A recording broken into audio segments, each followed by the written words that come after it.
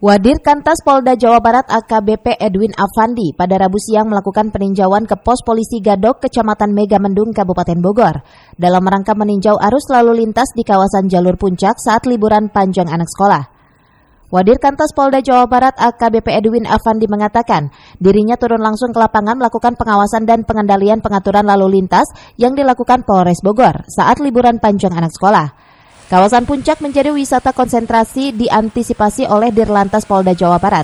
Hal ini karena merupakan masa liburan anak sekolah, bahwa jajarannya dalam hal ini Satlantas Polres Bogor akan mengambil langkah diskresi berupa menerapkan sistem ganjil genap maupun rekayasa arus lalu lintas satu arah.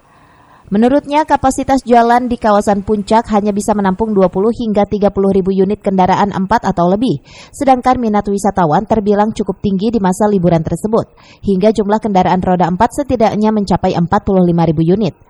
Masa liburan, baik weekday maupun weekend, secara situasional jajaran Satlantas Polres Bogor mengambil langkah diskresi, baik itu ganjil genap maupun one way di jalur puncak.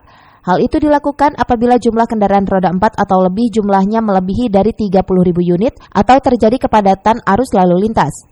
Langkah diskresi ini akan berlangsung hingga masa akhir liburan sekolah.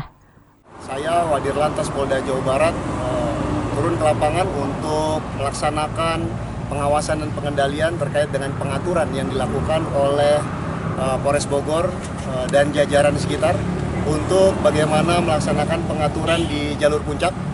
Tadi kami sudah melaksanakan asistensi kepada Kasat Lantas terkait dengan bagaimana pengaturan yang dilakukan selama ini, dan ada beberapa hal yang menjadi atensi. Yang pertama, kita sangat paham bahwa sekarang sedang ada libur anak sekolah sampai tanggal 17 Juli 2023. Tentunya kondisi arus lalu lintas yang menuju dan dari puncak akan tetap meningkat sampai dengan masa libur sekolah ini berakhir.